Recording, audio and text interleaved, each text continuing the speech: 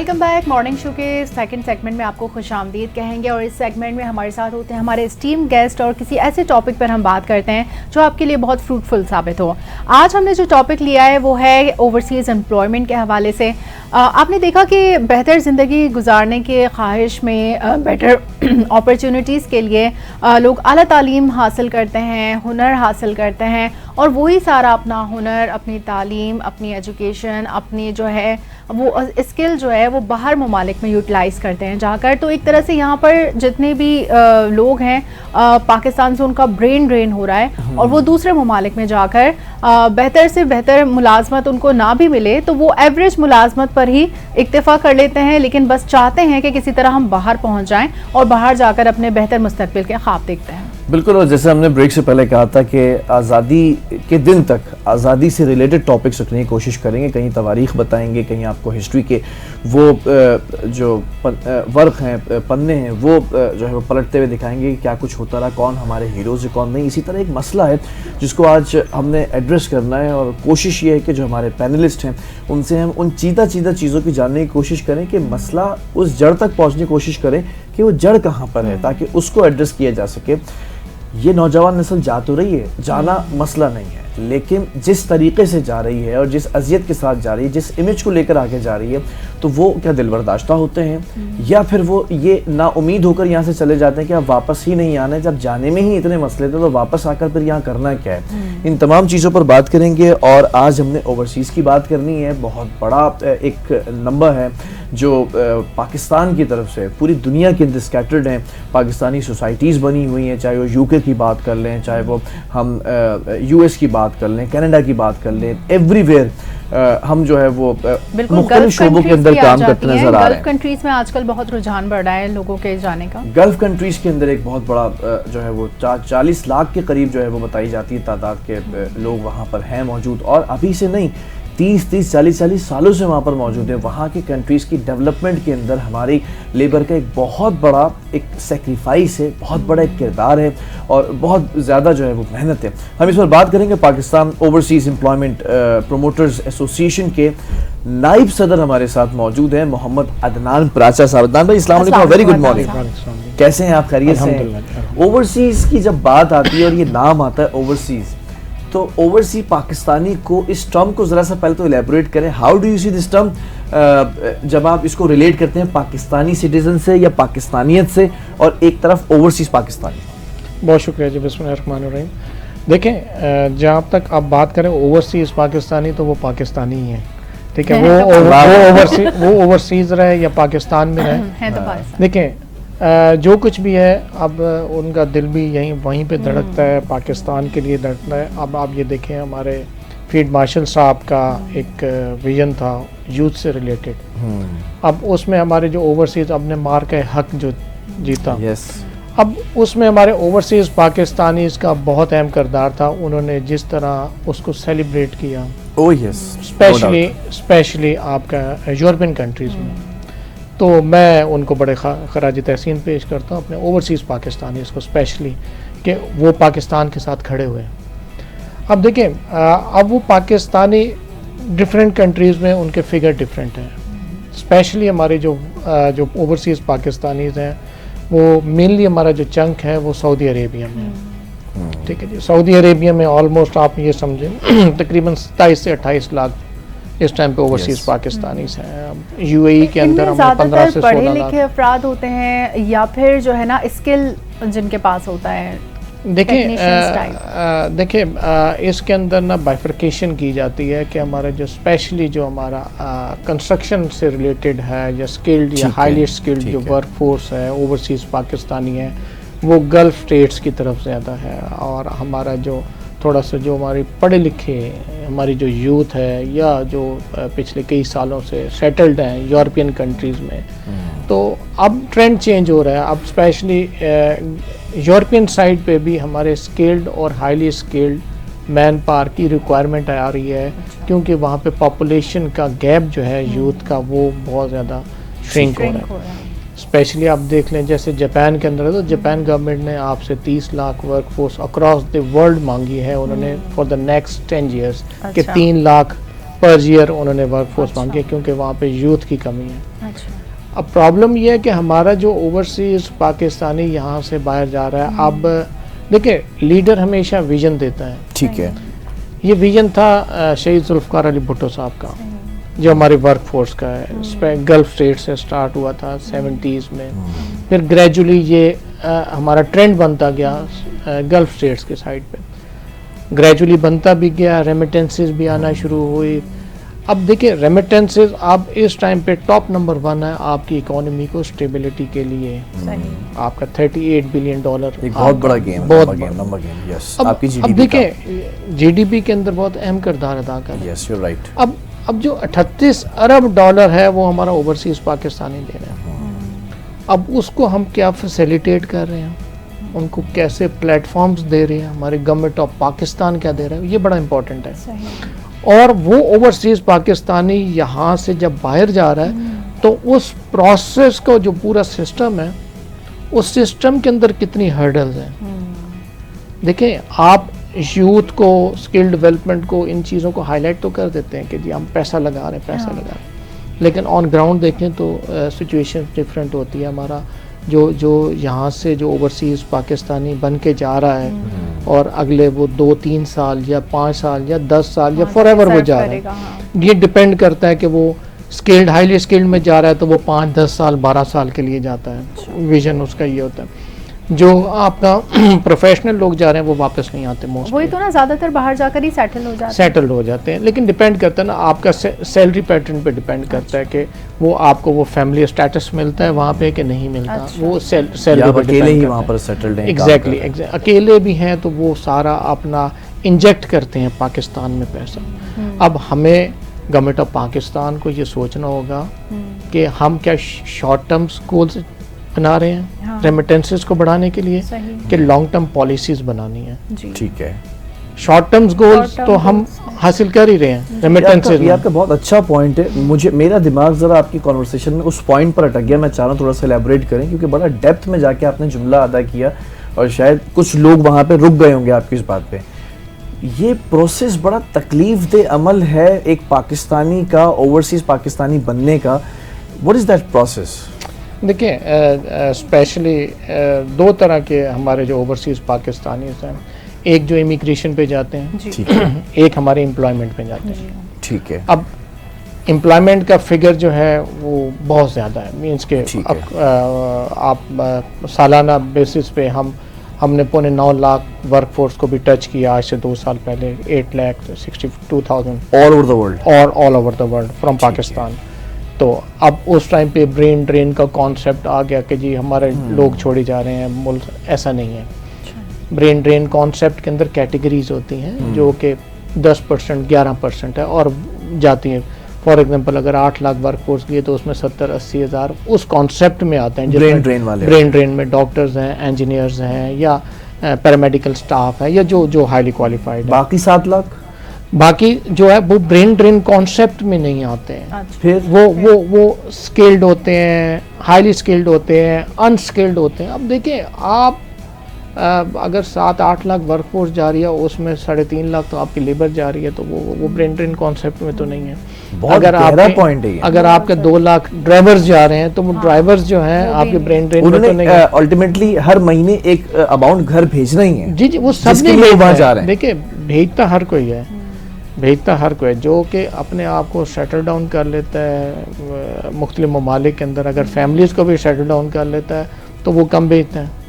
और जो प्रॉपर्टी उसने इधर ही बनानी है। देखिए प्रॉपर्टी भी एक क्वेश्चन मार्क है। मैंने यही चीज़ मैंने आपको बताया प्रोग्राम में कि हमने शॉर्ट टर्म गोल्स अचीव करने हैं कि लॉन्ग टर्म पॉलिसीज़ बनानी है। देखिए मैं हमेशा से बोलता रहा हूँ कि स्टेक होल्डर ही वाहिद वो इंजेक्ट कर सकता है आपके इनपुट्स को। जब तक स्टेक होल्डर्स को ऑन बोर्ड नहीं लेंगे, आप सिफारिशात लेके और उसके अंदर सिफारिशात को लेके उसके अंदर और चीज़ें मिक्सअप करके एक नई प्रोडक्ट लॉन्च कर देंगे तो उससे मसाइल हल नहीं होंगे। देखें ओवरसीज़ जाने के लिए जो आपका स्पेशली आप देखें, मैं आपको बताऊं 50 लाख के करीब वर्कफोर्स हमारी गल्फ स्टेट्स में है। ठीक है। हमारी मेनली जो रेमिटेंस का चंक भी जो है आपकी गल्फ स्टेट से 50% से ऊपर वहीं से आता गल्फ से ज़्यादा है, ठीक है ना, गल्फ से ज़्यादा आता है। तो आप ये देखें ना कि उसके अंदर कि हम जो ओवरसीज एम्प्लॉयमेंट प्रमोटर्स हैं, जो कि एक एसोसिएशन है, हम लोगों को प्रॉब्लम्स क्या फेस करने पड़े हैं उस वर्कफोर्स को भेजने के लिए। मेडिकल, उसके अंदर कैंडिडेट को प्रॉब्लम है, ठीक है, कोई चेक एंड बैलेंस नहीं है। देखिए मेडिकल, अगर एक मेडिकल आपको अप्रूव्ड होता है सेंटर्स, उसके अंदर करप्शन है, वो करप्शन या अंडर द टेबल पैसा या मजबूरी, वो हम as a business community, basically businessman जो है ना बड़ा बुज़दिल होता है, ओके, ठीक है ना, वो रास्ता तलाश करता है क्योंकि उसका प्रॉफिट भी उसी बिजनेस से आ रहा होता है, और उसने जब हम डिमांड जनरेट कर लेते हैं तो हमको फुलफिल करना पड़ता है, अदरवाइज वो हमारा बिजनेस जो है हमारे हमसाया ममालिक की तरफ शिफ्ट हो जाता है। शीशे के घर में बैठे होते तो पत्थर हाथ में नहीं ले सकते। बिल्कुल ऐसा ही है। अब मेडिकल के अंदर हमारे कैंडिडेट को प्रॉब्लम है, जब वो मीन्स के इतना पैसा भरेगा, उसके अंदर इंक्रीमेंट इतना मेडिकल की फीसिस में होगा तो वो कैंडिडेट ने पे करना। फिर उसके बाद आपका टेस्टिंग के अंदर, उसके अंदर करप्शन है, टेस्टिंग का सिस्टम ठीक नहीं है, खुदारा इसको सिस्टम को गवर्नमेंट ऑफ पाकिस्तान हमारे वफाकी अच्छा, कौन सी टेस्टिंग की बात हो रही है? ये स्पेशली जो हमारे सऊदी अरेबिया की तरफ जाते हैं, वर्कफोर्स जाती है, तो उसका एक टेस्ट है, उसको आपका वो टेस्ट के अंदर प्रॉब्लम ये आ रहा है कि हमें डेली बेसिस पे हमें कंप्लेंट्स आ रही हैं मुख्तलिफ सेंटर से। देखिए पैसा चल रहा है जी, ऑफ कोर्स। आप देखें, जो लड़का आप एक दिन फेल हो जाता है, 2 दिन 4 दिन के बाद वही लड़का किसी दूसरे सेंटर पे पास हो जाता है, how it is possible, how it is possible, ये नहीं हो सकता ना। तो आप देखें, चेक एंड बैलेंस तो हमारे वफाकी इदारों ने करना है, हमारे गवर्नमेंट के डिपार्टमेंट्स ने करना है। हम सिर्फ आवाज़ अपनी बुलंद कर सकते हैं कि खुदारा देखें, हमारे इस यूथ को देखें, ये सुबह सुबह लाइनों में लगता है, रात तक लाइनों में लगता है। इसी वर्कफोर्स ने आपको रेमिटेंस भेजनी है, इसी वर्कफोर्स ने हर महीने आपको इंजेक्ट करना है, ना इसने आपको आटा इस्तेमाल करना, ना इसने बिजली इस्तेमाल करना, सिर्फ ला के देना है पैसा, सिर्फ ला के देना पैसा, वहाँ से कमाना है और अपनी फैमिली को इधर से चलाना है। भाई एक सवाल अफशीन अभी यहाँ पे करने जा रही है अफशीन, लेकिन उस सवाल से पहले आज बड़ा मजा आने वाला है, काबिल शख्सियत यहाँ पे बैठे हुए हैं, और ओवरसीज़ के जो मसाइल हैं, मैं तो ये समझता हूँ कि एक पिछली हुकूमत गुजरी थी, उसके अंदर एक स्पोक पर्सन लगाए गए थे कि आप जो है वो ओवरसीज़ का बड़ा ख्याल रखेंगे, और आज भी एक स्पोक पर्सन है जो ओवरसीज़ का बड़ा ख्याल रखने के लिए रखे गए हैं, लेकिन ग्राउंड रियलिटीज़ कुछ और हैं। आज उन सारे मसलों का मुझे लगता है कि आपको हल भी पता चल जाएगा, और हुकूमती नुमाइंदों तक जो ये प्रोग्राम पहुँच रहा है तो उनको ये पता चल जाएगा कि how to drive this situation. बिल्कुल जी अफशीन। अच्छा, जैसे अब मेरी बहन है, वो बाहर रहती है, तो वो चाहेगी कि वो अपनी पूरी फैमिली को बाहर सेटल कर ले, लेकिन लोग भी समझते हैं कि अच्छा तुम्हारी बहन बाहर रहती है तो तुम बहुत ईजिली चली जाओगी, लेकिन आज तक जब भी मैंने अपना विजिट वीज़ा अप्लाई किया तो कभी भी वो अप्रूव नहीं हुआ है। तो ये क्या वजह है कि प्रोफेशनल्स को क्या वीज़ा मिलने में कोई मसला है, और जो ओल्ड एज होते हैं सिटीज़न, जैसे मेरी अम्मी हैं, उनके लिए जाना ईजी होता है, उनका वीज़ा लग जाता है, हम जो यूथ है उसका वीज़ा नहीं लगता? क्या इस तरह का कॉन्सेप्ट है कि हम जाके वहाँ स्लिप हो जाने का खदशा होता है?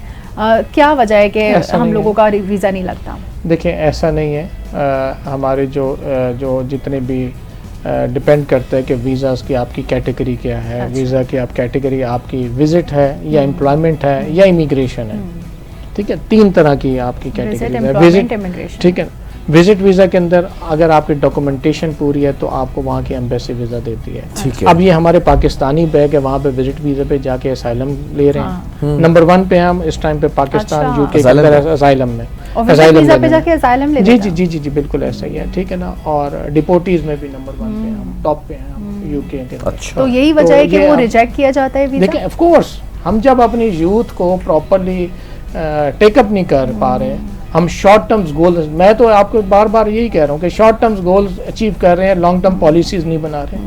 प्रॉब्लम यही है।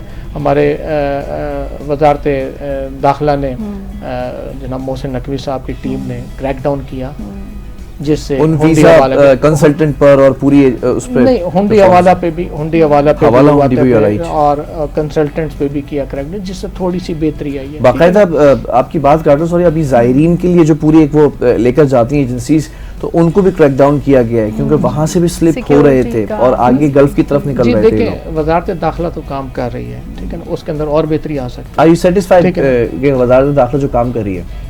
देखिए मैं बिल्कुल मैं काफ़ी हद तक मुतमईन हूँ कि उसके ऊपर काम भी हो रहा है और बेहतरी आने की और भी उम्मीद है इसमें। अच्छा, लेकिन साथ साथ हम जब अगर यूथ को देखें ना, जो हमारे 50-55% मुख्तलिफ गवर्नमेंट्स के अंदर शोर मचता रहा है, हमारी यूथ देखें, हमारी यूथ तो है, लेकिन उसकी यूटिलाइजेशन, उसको प्लेटफॉर्म्स वो किस तरह के प्रोवाइड कर रहे हैं, ये सबसे मेन इम्पॉर्टेंट पॉइंट है। मैं आपको बताऊं कि प्रोसेस में जब आपको बायोमेट्रिक के अंदर प्रॉब्लम होगा, सुबह 6 बजे लाइन लगेगी, कराची, लाहौर, मुल्तान, क्यों सेंटर्स कम इस्लामाबाद जी, आप देखें आपका मोस्टली, अगर मैं सऊदी अरेबिया के सेक्टर को देखूं तो सऊदी अरेबिया का सेक्टर एवरेज आपका 40-45,000 वर्कफोर्स पर मंथ जाती है। ठीक है। अब उसको अगर मैं कैलकुलेट करूं तो अगर आपके 4 से 5 सेंटर्स हैं तो उसको बायोमेट्रिक आपका डेली 400-500 कैंडिडेट का होना चाहिए।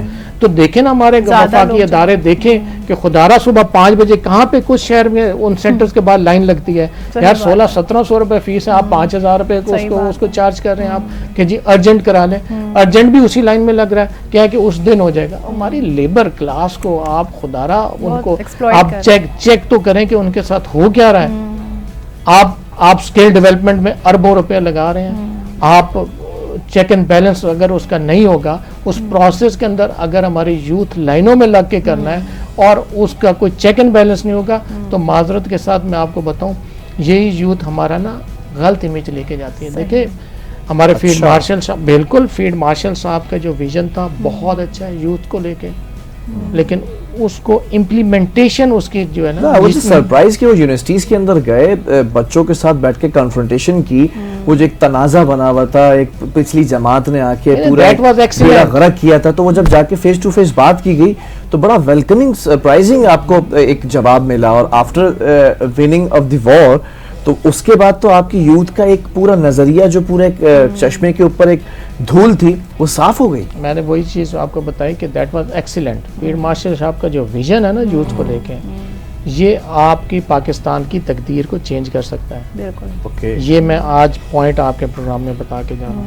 लेकिन क्या है कि अगर हम सिस्टम को ठीक करेंगे, सही बात है, अदरवाइज मैंने आपको पहले कहा है कि लीडर्स हमेशा रास्ता दिखाते हैं। फील्ड मार्शल साहब ने, उनकी टीम ने रास्ता दिखाया है, विजन दिया है। अब नीचे के डिपार्टमेंट्स क्या कर रहे हैं, असल तो वही कहानी है, माजरत के साथ वहीं पे करप्शन हो रही है। और ये जितनी भी करप्शन का जो देखें पैसा जितना भी लग रहा है प्रोसेस के अंदर, जो कैंडिडेट भर के जा रहा है, तो वो कैंडिडेट ने बनना है, हम लोगों ने नहीं बनना। साहब, एक बच्चा तालीम हासिल करता है, यहाँ पर ग्रेजुएट होता है, मास्टर्स के लिए फिर बाहर की तरफ नजरें दौड़ाता है, फिर वो सोचता है कि बाहर ही मैं एम्प्लॉय जो है वो बन जाऊंगा, फिर बाहर से रेमिटेंस यहाँ बेचूंगा। एक चीज़ मुझे बताइएगा कि क्या बाहर मौक़े ज़्यादा बेहतर हैं, ज़्यादा आसान हैं, या on the basis of merit हैं, इसलिए बच्चा बाहर देख रहा है? और फिर आपने एक चीज़ कोट की यहाँ पे, असाइलम रेशो सबसे ज़्यादा है पाकिस्तानियों का, what is the reason behind it? देखिए मुझे एक चीज़ मैं दरख्वास्त करूँगा कि बताया जाए ना कि एक डॉक्टर है 5 साल की डिग्री लेता है, 70 to 80 लाख रुपीज़ या लगाता है, उसके बाद 1 साल आपके हाउस जॉब करता है, उसके बाद 1 साल और जॉब करता है, 2 साल के बाद, 5 साल की एजुकेशन के बाद, पढ़ने के बाद क्या उसको 1 लाख रुपए से ऊपर यहाँ पे जॉब मिल रही है? नहीं मिलती, इम्पॉसिबल, नहीं मिल रही उसको 1 लाख रुपए से ऊपर। और यही डॉक्टर अगर बाहर गल्फ स्टेट्स में इवन चला जाता है तो वहाँ को सैलरी उसको अच्छी मिल रही है। इंजीनियर्स हम कितने प्रोड्यूस कर रहे हैं साल के, ये तो देखें हमारे कराची की यूनिवर्सिटीज कितना प्रोड्यूस कर रहे हैं, उनके बहुत बड़ा नंबर है, उसकी यूटिलाइजेशन कहाँ पे है? आपके इंजीनियर 3-3, 4-4, 5-5 साल डिग्रीज लेने के बाद, जॉब्स करने के बाद भी अंडर 1 लाख रुपीस आपकी सैलरी मिल रही है। बल्कि तो आपने बहुत मोहताज अंदाजे के मुताबिक जुमला अदा किया है। डिग्री लेने के बाद 3-3, 4-4 साल मैंने अपनी आंखों से उनको बाइकिया पे राइडर बने देखा है, कभी दूसरे उस पे राइडर बने देखा है, कभी रेस्टोरेंट में जॉब करते हुए देखा है। And I asked someone very intellectual one कि तुम क्या हो, उसने कहा I am masters in electrical engineering, मतलब बीई के बाद ही has done ME as well, masters भी किया, और वो रेस्टोरेंट के अंदर जॉब कर रहा है, 45,000 रुपए की नौकरी कर। तो मैं तो यही चीज़ तो आपको बता रहा हूँ कि आपके पास चेक एंड बैलेंस ही नहीं है। आपने अपना एजुकेशन सिस्टम को ठीक करने की कोशिश नहीं की। एक शॉर्ट टर्म्स गोल्स हम अचीव कर रहे हैं, शॉर्ट टर्म्स गोल, पॉलिसीज़ नहीं बना पा रहे, स्टेक होल्डर्स पॉलिसीज़ बनवा सकते हैं, उनको ऑन बोर्ड लेना पड़ेगा। जब तक आप उनको ऑन बोर्ड नहीं बताएंगे, टेबल पे नहीं बिठाएंगे, उनको पार्टिसिपेशन नहीं देंगे, ओके समझिए, पार्टिसिपेशन जब तक नहीं देंगे ये कुछ भी नहीं होगा। शॉर्ट टर्म्स गोल्स होते रहेंगे। बिलावल भुट्टो जरदारी साहब से हमें बड़ी उम्मीदें हैं, वो एक यंग टैलेंट है, यंग ब्लड टैलेंट है, ठीक है। पंजाब में हमारी मरीम नवाज साहिबा हैं, वो बहुत एक्टिव है, ठीक है। आपके फेडरल के अंदर है, हमारे फील्ड मार्शल साहब की टीम है। देखिए एवरीथिंग इज़ पॉसिबल। हमें लॉन्ग टर्म पॉलिसीज़ बनानी पड़ेंगी, हमें यूथ को टेकअप करना पड़ेगा। मैट्रिक सिस्टम के अंदर आप क्या बेहतरी ला सकते हैं, ये बड़ा इंपॉर्टेंट है। मैं हमेशा से दरख्वास्त कर चुका हूँ कि खुदारा प्राइवेट स्कूल्स, गवर्नमेंट स्कूल्स के अंदर एक इंटरनेशनल लैंग्वेज को कंपलसरी कर, कंपलसरी होनी चाहिए। मैं बोल के थक गया, लेकिन इस पे कुछ इम्प्लीमेंटेशन हो भी। Chinese, it could be German, it could be anything. देखिए आपकी जितनी भी, देखिए जर्मनी एक बहुत बड़ी पावर है, उसको वर्क फोर्स की रिक्वायरमेंट बहुत ज़्यादा, 7 से 8 सीखें और फिर जाएं। ठीक है, नहीं देखिए आप उसकी बेस तो, आप अपने बच्चे की बेस तो बनाए। Yes you are right. जब क्लास में तो अरबी सिखा दो, तो बहुत काम आ सकता है। क्लास 7-8 के अंदर जब आप ऑप्शंस देते हैं 2-3 लैंग्वेजेस के मुख्तलिफ इंस्ट्रक्टर्स रखते हैं स्कूल सिस्टम के अंदर, ये कंपलसरी भी होनी चाहिए और कॉम्प्लीमेंट्री भी होनी चाहिए। इंटरेस्ट भी लेगा, ना चाहता है पढ़ेगा भी। मैं देखे क्योंकि कंपलसरी के अंदर कॉम्प्लीमेंट्री का जो पॉइंट है ना, वो बड़ा इंपॉर्टेंट है। हम हमारे स्कूल सिस्टम में इतनी हज़ारों की फ़ीस तो ली जाती है, लेकिन ये है कि इसके साथ एक और एडिशन बोझ पड़ जाएगा, तो कंपलसरी और कॉम्प्लीमेंट्री दोनों चीज़ें होनी चाहिए आपको, ठीक है। चाइनीज़ है, जर्मन है, फ्रेंच है, आपका उसके साथ साथ आपकी जैपनीज़ है, कोरियन है। देखें ये वो पावर्स हैं, इंटरनेशनल कंट्रीज़ हैं। आप अपने यूथ को अब 7th-8th क्लास से आप उसको 1 साल की उसको बेसिक लैंग्वेज करा देंगे ना, तो उसके बाद जब मैट्रिक करने के बाद वो जो यूथ हमारी निकलेगी, तो उसके बाद उसको इंटरनेशनल लैंग्वेज भी आ रही होगी, उसके बाद वो अपना सोच सकेगा कि मैंने 3 साल का डिप्लोमा करके बाहर जाना है, हाँ। या बाहर की कंपनीज पाकिस्तान के अंदर जो इंडस्ट्री लगा रही है, या उसको मैं ज्वाइन करूंगा।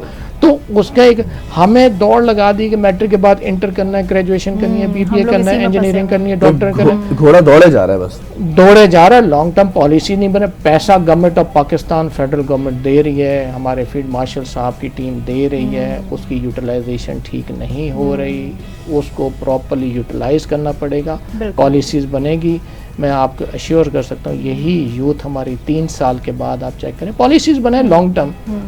आप मैट्रिक के बाद निकालें ना, आप इंटरनेशनल लैंग्वेज स्कूल में करें, कंपलसरी कर दें, उसके बाद आप हमारी यूथ तो इंग्लिश से ही नहीं बोल सकती। वही तो ना असल बेसिक चीज तो यही है। अफसोस की बात तो ये है कि लैंग्वेज है, उसके लिए आप क्या हमारा जो यूथ है, जिसकी एक आम से इंसान की तनख्वाह जिसकी 60-70 हज़ार रुपये तनख्वाह है, वो अपने बच्चों को पढ़ा रहा है, उसका क्या कसूर है?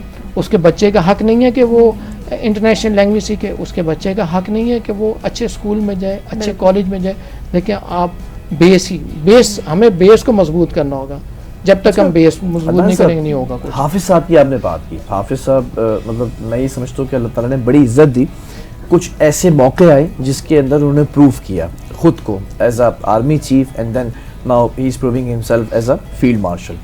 कुछ पॉलिसीज उन्होंने पहले ही आते के साथ ही बना दी थी, चाहे वो डॉलर का क्रैकडाउन हो, चाहे वो स्मगलिंग को रोकने का मामला हो, चाहे वो बिजनेस कम्युनिटी को, यहाँ के सरमायादारों को एतमाद में लेने की बात हो, चाहे वो जो फार्मास्यूटिकल्स हैं या दीगर इदारे हैं उनको एक ऑन बोर्ड लेके ऑर्गेनाइजेशन बनाकर काम करने की बात हो।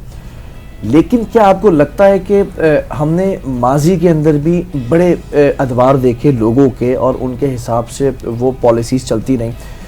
हाफिज साहब की ये पॉलिसी कितने अरसे तक चल सकती है? हमारे पास एक बड़ा अलमिया ये है कि एक ऐसा बंदा आता है, उस पॉलिसी को बिल्कुल लपेट के ब्रीफ केस के अंदर बंद करके, और एक पॉलिटिशियन आके एक नया रूल ला के बिठा देता है, और वो सब कुछ मेहनत ज़ाया हो जाती है। मैंने आपको सब कुछ इंटरव्यू में यही बताया कि लॉन्ग टर्म पॉलिसीज आपके 10 साल की एटलीस्ट बनाएं, मतलब फिक्स कर दिया जाए कि nobody will touch this policy. Fix तब हो कि आप स्टेक होल्डर्स को ऑन बोर्ड बिठाएं, अदरवाइज इस मुल्क में जितना भी पैसा किसी भी फील्ड में लगाया है वो करप्शन की नज़र होता रहेगा। शॉर्ट टर्म्स गोल, वो इवन बिजनेस कम्युनिटी होगी, कुछ ब्यूरोक्रेसी होगी, कहीं पे भी कुछ होगा, उन्होंने शॉर्ट टर्म्स अपने गोल्स अचीव करने हैं। देखें, हमें 2-3 साल की पॉलिसी से बाहर निकलना होगा।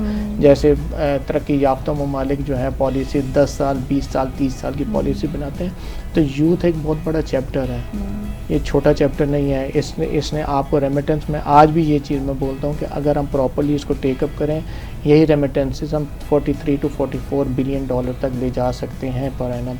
पॉलिसीज़ बना के उसकी इम्प्लीमेंटेशन करें। हमारे ओवरसीज़ पाकिस्तानी को तो जो एक नॉर्मल 4-5 हज़ार 3 हज़ार रियाल या दिरहम फॉर एग्जांपल अगर वो कमाने वाला है, वो पाकिस्तान के अंदर 60-70-80 हज़ार रुपये पर मंथ वो घर पे बेचता है। उसके बाद जो सेविंग करता है वो यहाँ पे कहाँ इन्वेस्ट करे, उसको पता चलता है 2 साल के बाद उसके प्लॉट पे कब्जा हो गया। ये बहुत गहरा पॉइंट है। ओवरसीज पाकिस्तानियों के हवाले से सोसाइटीज आबाद की गई, लोगों ने करोड़ों अरबों रुपया इन्वेस्ट किया, यूके से, यूएसए से और गल्फ कंट्रीज से मेजर लोगों ने किया, और फिर उसके बाद वो सोसाइटीज अब एग्जिस्ट नहीं करती। जी, यही असल में प्रॉब्लम ही यही है कि वो पैसा फिर आपका वहीं पे रह जाता है।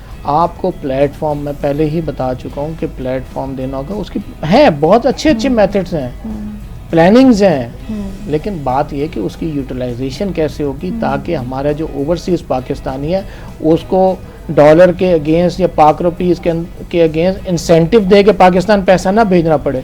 वो खुशी से पाकिस्तान पैसा भेजे कि हमने, ये मेरे प्रॉपर्टी है, मैं 5 साल के बाद जब ये मेरी छत उसका इंटरेस्ट हो, यहाँ पे इंटरेस्ट होना चाहिए। बिल्कुल, वो आपका एक्चुअल रेट पे भी पाकिस्तान वो पैसा वो इंजेक्ट भी करेगा।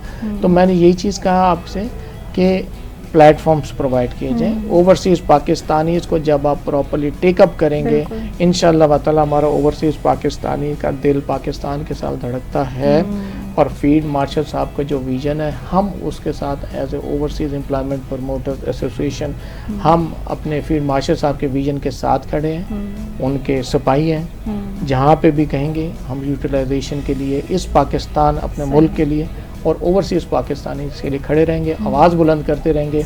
लेकिन खुदारा इस करप्शन के सिस्टम को हमारे ओवरसीज़ जाने वाले जो अंडर द टेबल के लिए वो टेबल ही रिमूव कर दें, ट्रांसपेरेंट टेबल कर दें। नाज़ साहब, जैसे मैं होस्टिंग कर रही हूँ यहाँ पर, मुझे बाहर जाकर क्या वाइट कॉलर जॉब मिलेगी? क्या कोई ऐसा अच्छा काम मिल सकता है जिस तरह से मैं यहाँ पर, क्योंकि हम लोग यहाँ पर एक अच्छा काम कर रहे होते हैं, फिर बाहर जाने के बाद हमें कौन सी एम्प्लॉयमेंट मिलेगी? क्या कोई जॉब पोर्टल्स हैं?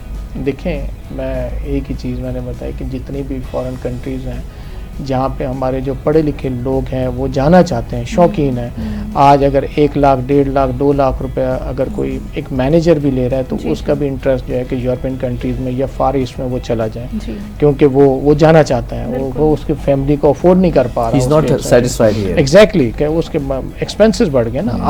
अब उसको रास्ता चाहिए। तो मैंने तो आपको पहले कहा कि आप पॉलिसीज़ बनाएं, लॉन्ग टर्म पॉलिसीज़ बनानी है कि शॉर्ट टर्म गोल्स हैं। अब तो शॉर्ट टर्म गोल्स के अंदर तो ये सारी चीज़ें आएंगी। लॉन्ग टर्म पॉलिसीज़ के अंदर मैंने आपको बता के जा रहा हूँ कि आप स्कूल सिस्टम पे लैंग्वेज जब आप कर देंगे, आप उसकी बेस के ऊपर 3 साल के बाद उसका रिज़ल्ट देखें कि वो जो बच्चा मैट्रिक करने के बाद लैंग्वेज सीखेगा, उसके बाद अगर वो जर्मन सीखेगा तो वो उसका इंटरेस्ट जर्मनी की साइड पे होगा। उसने अगर चाइनीज़ सीखनी है तो ये देखिए बहुत बड़ी इकोनॉमीज़ हैं, ये 2, 3, 4, 5 सालों में इन्होंने ख़त्म नहीं हो जाना, इन्होंने और आगे बढ़ना है।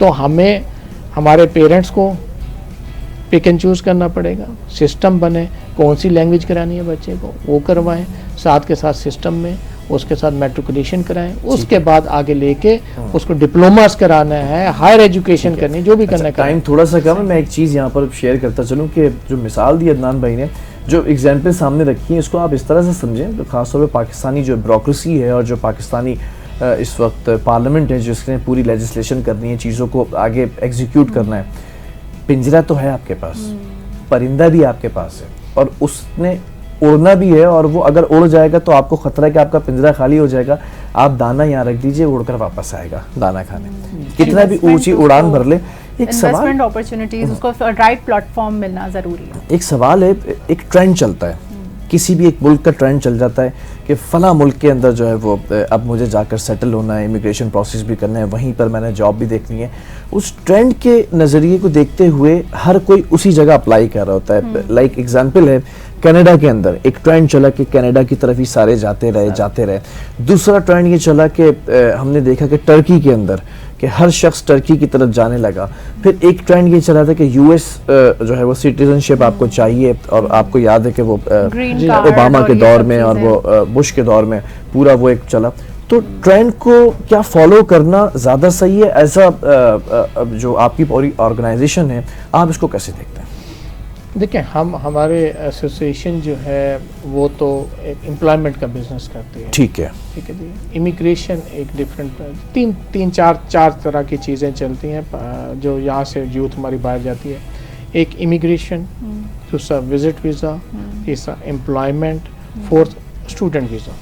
ठीक है। और वर्क परमिट एम्प्लॉयमेंट में ही आ जाता है। एम्प्लॉयमेंट में आ जाता है। ठीक है।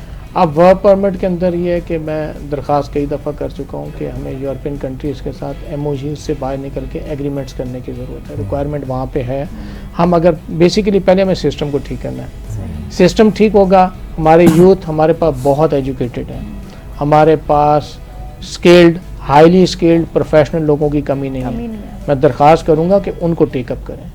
आप अरबों रुपए स्किल डेवलपमेंट पे लगे, ज़रूर लगे, हमें नई जनरेशन प्रोड्यूस करनी है, लेकिन साथ के साथ जो ऑलरेडी हमारे मार्केट के अंदर हैं वो तब ही बाहर जा सकेंगे आसान प्रोसेस से जब हमें हमारे लिए यूरोपियन मार्केट्स को खोला जाएगा, हम ओवरसीज एम्प्लॉयमेंट प्रमोटर्स के लिए, और ये जो सिस्टम है ना उसको सहल बनाया जाएगा। ठीक है, ताकि हमारे जो वर्कफोर्स है आसान तरीके से मुल्क से बाहर भी जाके एज ए पाकिस्तानी वहाँ पे सर्व करें और पाकिस्तान में रेमिटेंसेस का बायस बने। बहरहाल बहुत शुक्रिया अदनान साहब, आप यहाँ पर मौजूद थे, और जो इन्फॉर्मेशन आज हमने हासिल की है बेसिकली मैंने और ख़ास तौर पे आप लोगों ने जो आपके सवालात थे वो हमने यहाँ पर करने की कोशिश की। और अब इशू ये नहीं है कि आप ये नौजवान नस्ल बाहर क्यों जा रही है, इशू ये है ये बाहर जाकर भी आपको ही उल्टा रेमिटेंस भेज रही है, तो इसमें मुल्क का ही फ़ायदा है, मुल्क की इकानमी, मुल्क की जीडीपी ग्रोथ का ही इसके अंदर बेनिफिट है। इस चीज़ को अगर सिस्टमेटिकली ऑर्गेनाइज्ड कर दिया जाए तो ज़्यादा बेहतर हो जाएगा। और जो एक बात रही कि अंडर दी टेबल जो करप्शन चल रही है, इसका भी एक छोटा सा हल है, या तो आप वो अंडर दी टेबल की टेबल ख़त्म कर दें, चेयर टू चेयर बात हो जाए, या उस टेबल को इतना ट्रांसपेरेंट कर दें कि आपके सीसीटीवी के अंदर जब वो हाथ नीचे से जाके पैसे आते हैं तो वो ट्रांसपेरेंसी की वजह से वो नज़र आना शुरू हो जाए। तो आपने क्या करना है, ट्रांसपेरेंसी रखनी है उस टेबल के अंदर जिसके अंदर दी टेबल करप्शन हो रही है। बहरहाल प्रोग्राम के साथ ही कोर्स में भी इस तरह की लैंग्वेज का इजाफा किया जाए जिसको सीख कर लोग जर्मनी या दूसरे ममालिक में जा सकें, और जो ओवरसीज़ पाकिस्तानी हैं उनको इन्वेस्टमेंट के लिए राइट प्लेटफॉर्म भी यहाँ पर प्रोवाइड किए जाएं। बहरहाल बड़ा अच्छा ये एक सेगमेंट रहा, और 14 अगस्त तक मैंने कहा ना कि आज़ादी से रिलेटेड हर वो बात करूँगा जिससे आपको आज़ादी फील हो कि आप आज़ाद हैं, और आपको कायदे आज़म मोहम्मद अली जिन्ना रहमतुल्लाह अलैह के वो जो है वो अक़वाल याद आए कि पाकिस्तान एक ऐसी ताकत है जो मौरज़ वजूद में आ चुका, दुनिया की कोई ताकत, कोई कौम, कोई मुल्क इसको नेस्त नाबूद नहीं कर सकता। तो ये पाकिस्तान इसी तरह रहेगा, इसी तरह फलेगा फूलेगा और इसी तरह आगे जाएगा। और मुस्तकबिल के मेहमान आप हैं जो सब नौजवान देख रहे हैं, ही सेड दैट कि आप लोग जो है मुस्तकबिल के मेहमान हैं, तो आप लोगों ने हिम्मत नहीं हारनी है, कहीं भी जाना है, पाकिस्तान के लिए दिल धड़कता रहेगा। बहरहाल प्रोग्राम का वक्त ख़त्म हो चुका है, बहुत ज़्यादा आगे निकल चुका है। मेरी पूरी टीम को जो बड़ी मेहनत से पूरा प्रोग्राम जो है वो डेवलप करती है, और मेरी बड़ी प्यारी सी को जो बड़े इंटेलेक्चुअल क्वेश्चंस करते हैं, और सबसे ज़बरदस्त बात कि वेल ग्रूम्ड, वेल ऑर्गेनाइज और इंटेलेक्चुअल जो गेस्ट होते हैं वो आपको जो इन्फॉर्मेशन प्रोवाइड करते हैं। सबको दीजिए इजाज़त, अल्लाह हाफ़िज़।